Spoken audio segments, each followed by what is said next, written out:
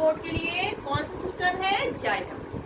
Xylem जो आपका tissue है ये रूट से लेगा वाटर, वाटर में क्या डिजोल्व होगा? मिनरल्स, और उसको पूरे पार्ट्स में पहुंचा देगा। तो अब ये जो जाइलम वेसल है मेनली ये 2 टाइप्स के होते हैं। पहला आपका आता है जाइलम वेसल, सेकेंड इज ट्रैकीड। दोनों ही जाइलम वेसल्स और ट्रैकीड्स ये कैसे होते हैं? नॉन लिविंग है और कंडक्टिंग टिश्यू। कंडक्टिंग क्योंकि ये वाटर को कंडक्ट करते हैं।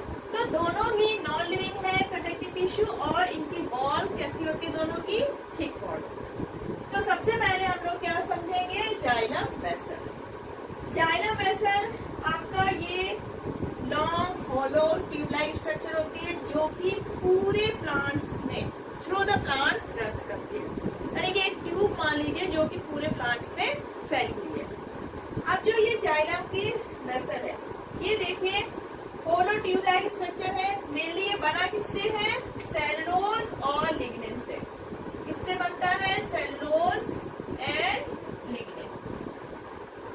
लिग्निन आपका बहुत ही हार्ड और स्ट्रॉन्ग सब्सटेंस है जो कि प्लांट्स को मैकेनिकल सपोर्ट भी प्रोवाइड करता है।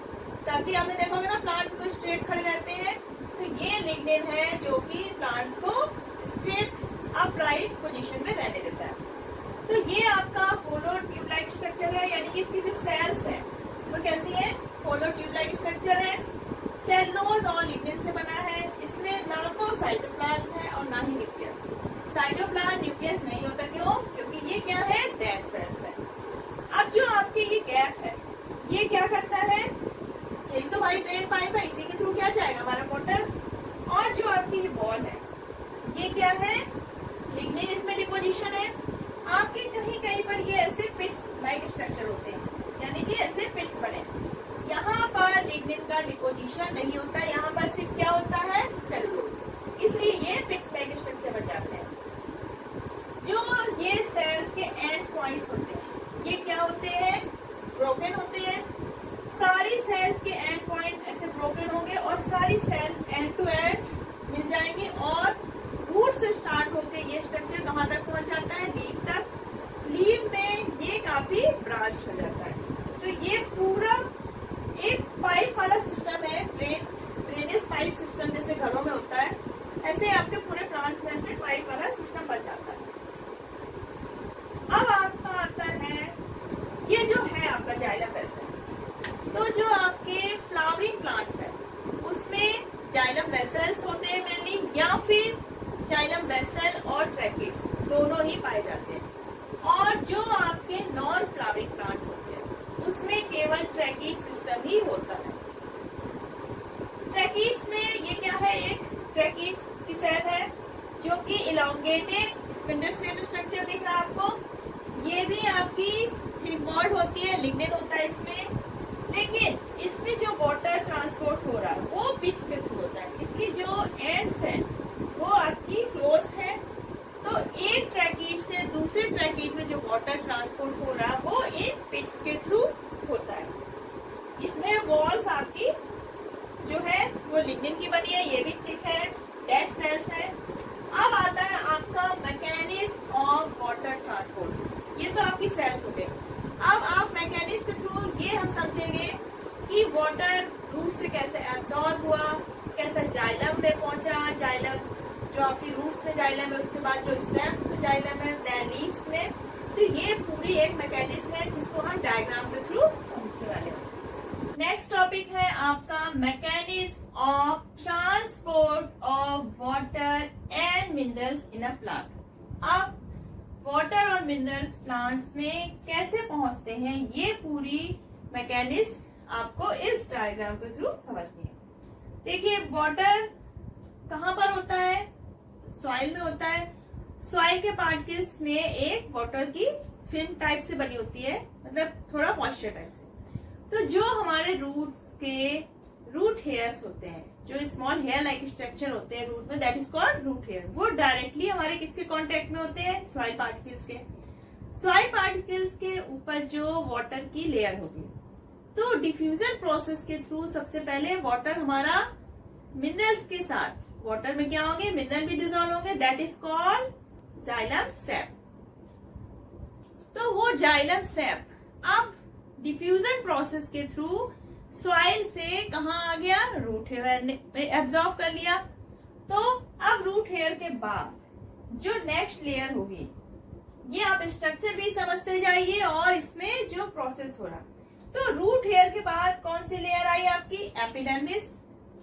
अब रूट हेयर में जो वाटर मिनरल प्लस यानी कि जाइलम सैप एब्जॉर्ब हुआ था, वो हुआ था डिफ्यूजन प्रोसेस के थ्रू। अब रूट हेयर से जो ये जाइलम सैप एपिडर्मिस में पहुंचेगा, वो किस प्रोसेस से पहुंचेगा, ऑस्मोसिस। तो ऑस्मोसिस प्रोसेस के थ्रू आपका जाइलम सैप सबसे पहले कहाँ पहुंचा, एपिडर्मिस में। एपिडर्मिस के बाद रूट कॉर्टेक्स, उसके बाद एंडोडर्मिस। इसके बाद आता है आपका जाइलम जो कि रूट्स में है। जाइलम आपके रूट्स में भी होंगे, उसके बाद स्टेम में भी होंगे और लीफ में भी। तो सबसे पहला जो जाइलम का पार्ट है रूट में, पहले वहां पहुंचा हमारा जाइलम सैप। रूट हेयर, फिर epidermis, root cortex, then endodermis. इतनी लेयरिंग उसने सेल्स को क्रॉस करके फिर कहाँ पहुंच गया आपका जो रूट जाइलम है। रूट जाइलम आपका स्टेम जाइलम से कनेक्टेड होगा, वहां पहुंच गया। अब आपका लीफ जाइलम आ गया। यहाँ पर लीफ का क्या होता है, बेस पार्ट पेटियोल, वहां पे पहुंचेगा और फिर उसके बाद लीफ की हर सेल्स में पहुंच जाएगा और लीफ से जो स्टोमेटा है उसके थ्रू ट्रांसपायरेशन के थ्रू वाटर जो नहीं चाहिए प्लांट्स को वो निकल जाता है। तो आपका जितना वाटर एब्जॉर्ब होता है प्लांट्स के लिए, तो उसे मेनली 1 से 2% ही प्लांट अपनी मेटाबॉलिक एक्टिविटी में यूज करता है।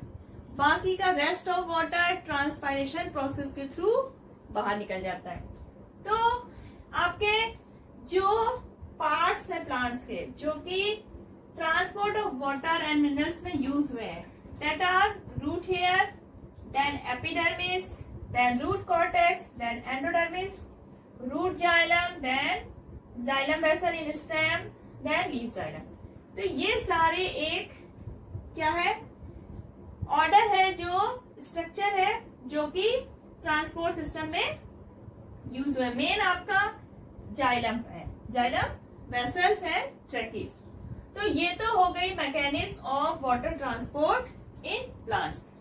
आता है कि जो हमारा वाटर का ट्रांसपोर्ट होता है तो वो होता क्यों है, मतलब ऐसा क्या सिस्टम है कि वाटर अपने आप इस पाइप से होते हुए ऊपर तक पहुंच जाता है। जैसे आप कोल्ड ड्रिंक पीते हैं स्ट्रॉ यूज करके, जब आप कोल्ड ड्रिंक पीते हैं तो क्या करते हैं, आप स्ट्रॉ लगाते हैं और मुंह से सक करते हैं। तो क्या होता है, जो ऊपर का पार्ट है स्ट्रक का, तो उसमें क्या हुआ, प्रेशर कम हुआ, एयर का प्रेशर, और नीचे जो पार्ट होगा स्ट्रक का कोल्ड ड्रिंक के जो नीचे होगा उसमें क्या होगा, एटमॉस्फेरिक प्रेशर के बराबर प्रेशर होगा। तो वो प्रेशर कम होने के कारण हमारी कोल्ड ड्रिंक क्या होती है, ऊपर पहुंच जाती है। सेम वही यहाँ पर प्रोसेस होता है। जो आपकी लीव्स है इसमें क्या होता है, ट्रांसपायरेशन प्रोसेस होता है और वाटर हमारा एटमॉस्फेयर में लॉस होता है। तो यहाँ पे लीफ में क्या हुआ, वाटर कम हो गया। जब लीफ में वाटर कम हुआ तो जो स्टेम की वेसल्स है, जाइलम वेसल, वहां से वाटर क्या हुआ, उस जो वाटर की शॉर्टेज है उसको पूरा करने के लिए वहां पे पहुंच गया। अब यहाँ पे पानी की क्या हो गई, कमी हो गई। यहाँ पे क्या बन गया, एक प्रेशर बन जाता है, लो प्रेशर वाला। तो नीचे वाटर हमारा क्या है, ज्यादा है, यहाँ पर नॉर्मल एटमॉस्फेरिक प्रेशर होगा। पानी यहाँ से ट्रांसपायरेशन होकर बाहर निकल रहा है तो ऊपर का प्रेशर कम होगा। तो पानी हमारा हाई प्रेशर से लो प्रेशर की तरफ ऑटोमेटिक क्या हो जाता है, ऊपर पहुंच जाता है। तो ट्रांसपायरेशन प्रोसेस एक सक्शन पंप की तरह काम करता रहता है, जिसके थ्रू वाटर हमारा कंटिन्यू आपका ट्री के अपर पार्ट तक पहुंच जाता है।